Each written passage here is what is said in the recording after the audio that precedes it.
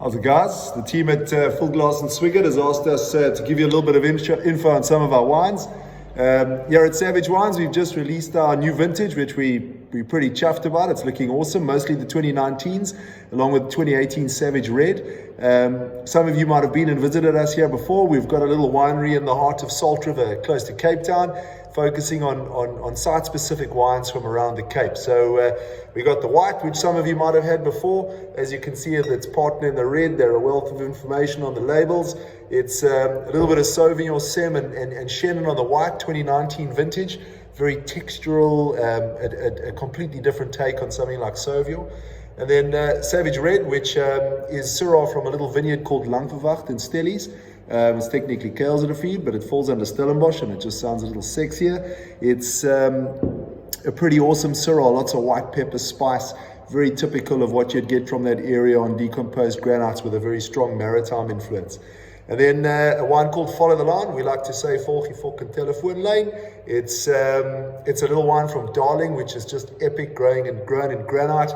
Cinso from nice old dry farm bush vines, which is it's light in style, very pure, very precise, and just very drinkable as well.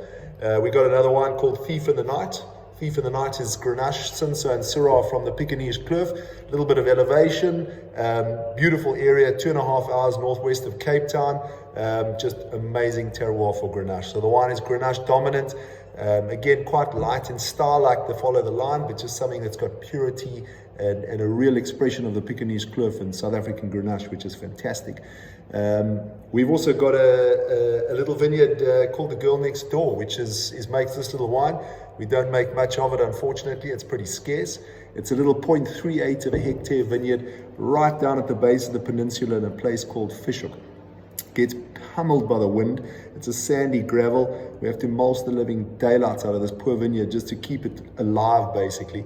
But it makes a Syrah which is just really, really beautiful, very expressive of maritime Syrah. So lots of black olive, some saline mineral elements, white pepper, red fruit, all that spectrum that you'd expect from sort of extreme maritime Syrah. Going across to Are We There Yet? Are We There Yet is from the epic little place called Mulgas, 3.5 hours east out of Cape Town. It's pretty awesome place. If you haven't been there, it's quite flat in terms of the aspect, but just river pebble on shale. There's no soil. You won't find any soil. Harsh growing environment. Lots of stones radiating heat back up into the vines. It's Touriga Nacional and Syrah, and just a wine which is super close to our hearts. It's a special place. It's powerful. It's grippy. It's tannic. It's awesome. We're missing 2 wines this year. Never Been Asked to Dance, which is our Chenin from a really old vineyard in Paarl, and Not Tonight Josephine. We didn't make those 2 in the 19 vintage due to extremely small crops and bird damage as a result of the drought. But we've got them in barrel here again from the 2020 vintage, and they're looking amazing. So we'll be sending some to you next year. So thanks for the support. Keep drinking South Africa, enjoy our wines, and come and visit us again when we can fly. Cheers.